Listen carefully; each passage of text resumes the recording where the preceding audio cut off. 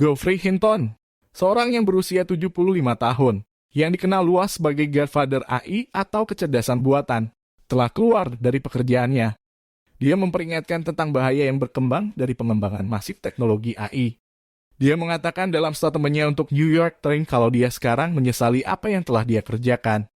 Dia mengatakan kepada BBC beberapa bahaya dari chatbot AI cukup menakutkan. Saat ini sejauh yang saya pahami, AI tidak lebih cerdas dari kita, tapi saya pikir mereka mungkin akan segera. Dr. Hinton memprakarsai penelitian tentang neural network dan deep learning yang telah membuka jalan bagi sistem AI terkenal saat ini, seperti ChatGPT. Dalam kecerdasan buatan, jaringan saraf adalah sistem yang mirip dengan otak manusia dalam cara mereka belajar dan memproses informasi. Mereka memungkinkan AI untuk belajar dari pengalaman seperti yang dilakukan seseorang. Ini disebut pembelajaran mendalam atau deep learning. Psikolog kognitif dan ilmuwan komputer Inggris Kanada itu mengatakan kepada BBC bahwa chatbots dapat segera menyalip tingkat informasi yang dimiliki otak manusia. Dia mengatakan, saat ini, apa yang kita lihat adalah hal-hal seperti GPT-4 melampaui seseorang dalam jumlah pengetahuan umum yang dimilikinya dan itu melampaui mereka dengan sangat jauh. Kalau dari segi penalaran, AI tidak sebagus itu, tapi AI sudah bisa melakukan penalaran sederhana. Dalam artikel New York Times, Dr. Hinton merujuk pada aktor jahat yang akan mencoba menggunakan AI untuk hal-hal yang buruk. Ketika ditanya oleh BBC untuk menguraikan ini, dia menjawab ini hanya semacam skenario terburuk, semacam skenario mimpi buruk. Anda bisa membayangkan, misalnya, beberapa aktor jahat, seperti Putin, memutuskan untuk memberi robot kemampuan untuk membuat sub-tujuan mereka sendiri. Dia memperingatkan bahwa ini pada akhirnya mungkin menciptakan sub-tujuan seperti, saya perlu mendapatkan lebih banyak kekuatan. Dia menambahkan saya sampai pada kesimpulan bahwa jenis kecerdasan yang kita kembangkan sangat berbeda dari kecerdasan asli yang kita punya. Kita adalah sistem geologis dan AI adalah sistem digital. Dan perbedaan besarnya adalah bahwa dengan sistem digital, Anda memiliki banyak salinan dari set bobot yang sama, model dunia yang sama. Dan semua salinan ini dapat dipelajari secara terpisah, tetapi membagikan pengetahuan mereka secara instan. Jadi seolah-olah Anda memiliki 10.000 orang dan setiap kali satu orang mempelajari sesuatu, maka semua orang secara otomatis mengetahuinya. Dan itulah caranya chatbot ini bisa tahu lebih banyak daripada satu orang.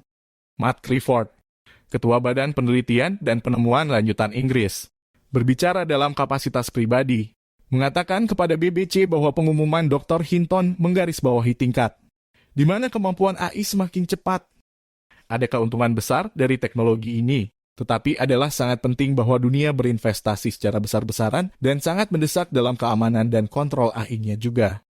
Dr. Hinton bergabung dengan semakin banyak ahli yang telah menyatakan keprihatinan tentang AI, baik kecepatan pengembangan AI maupun arah yang ditujunya. Pada bulan Maret, sebuah surat terbuka ditandatangani bersama oleh puluhan orang di bidang AI, termasuk miliarder teknologi Elon Musk, menyerukan jeda pada semua perkembangan yang lebih maju daripada versi chatbot AI ChatGPT saat ini. Sehingga langkah-langkah keamanan yang kuat dapat dirancang dan diimplementasikan. Oversight. I think we need to regulate AI safety, frankly, because it is, I think, actually a bigger risk to society than cars or planes or... Joshua Bengio, yang disebut sebagai Godfather AI lainnya, yang bersama dengan Dr. Hinton dan Ian LeCun memenangkan penghargaan Turing 2018 untuk pekerjaan mereka dalam pembelajaran mendalam, juga menandatangani surat itu. Tuan Bengio menulis bahwa itu karena akselerasi tak terduga dalam sistem AI yang kita perlu mengambil langkah mundur. Tetapi Dr. Hinton mengatakan kepada BBC bahwa, dalam jangka pendek, dia pikir AI akan memberikan lebih banyak manfaat daripada risiko. Jadi saya tidak berpikir kalau kita harus berhenti mengembangkan hal ini. Tambahnya, dia juga mengatakan bahwa adanya kompetisi internasional akan berarti jeda akan sulit. Bahkan jika semua orang di AS berhenti mengembangkannya, China hanya akan mendapatkan keunggulan besar katanya. Dr. Hinton juga mengatakan dia adalah seorang ahli dalam sains, bukan kebijakan, dan bahwa itu adalah tanggung jawab pemerintah untuk memastikan AI dikembangkan dengan banyak pemikiran tentang bagaimana menghentikannya supaya tidak menjadi nakal. Dr. Hinton menekankan bahwa dia tidak ingin mengkritik Google dan bahwa raksasa teknologi itu sangat bertanggung jawab. Saya sebenarnya ingin mengatakan beberapa hal baik tentang Google. Dan mereka lebih kredibel jika saya tidak bekerja untuk Google. Dalam sebuah pernyataan, kepala ilmuwan Google, Jeff Dan mengatakan, kami tetap berkomitmen pada pendekatan yang bertanggung jawab terhadap AI. Kami terus belajar untuk memahami risiko yang muncul sambil juga berinovasi dengan berani.